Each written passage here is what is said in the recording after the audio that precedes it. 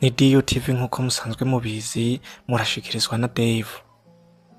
Nkaba nkwibutsa nimba ari ryambere uje kwicano gukanda subscribe, gufungura inzogera kugira ubashe kubana natwe mu biganiro tuzoza turabashikiriza hano.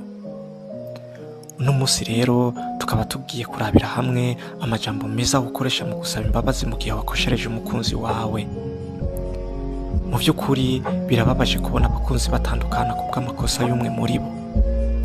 Yego nta muntu ari mwiza ibihe byose, ariko menya gusaba imbabazi iyo wakosheje, kuko gutakaza icizere cy'umuntu nivyo bibi gusumba kumusaba imbabazi. Akenshi abantu benshi baramaramazwa n'ijambo ryo gusaba imbabazi, ariko ntibazi ko ari bwo butwari mu gihe wakosheje. Reka rero twinjire mu ijambo ryo gusaba imbabazi. Mukunzi wanje mwiza, ndakwingiza umbabarire kubw'amakosa yanje ashobora kuba yarakubabaje mu buryo bwari bwo bwose. Ndashaka ko umenya ko nshimangiye gukora ibikwiye no kwihatira kuba umufasha mwiza kuri wewe. Ndiko ndakora uko nshoboye kugira nihindure, kandi ndirinda gusubiramwo amakosa yanje no mu gihe kizoza.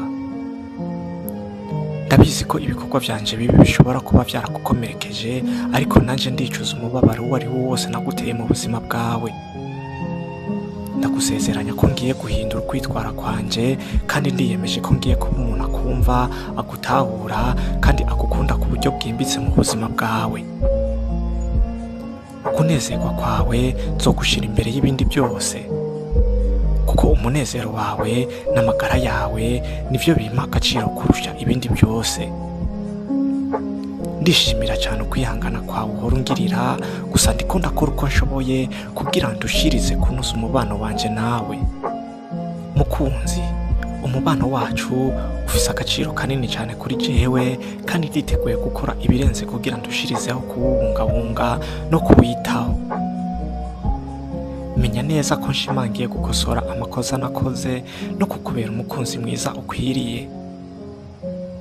Nuko nkaba ndangije nshimira mwebwe mwafashe akanya ko kunkurikirana, mwari kumwe na Dave uwikunze.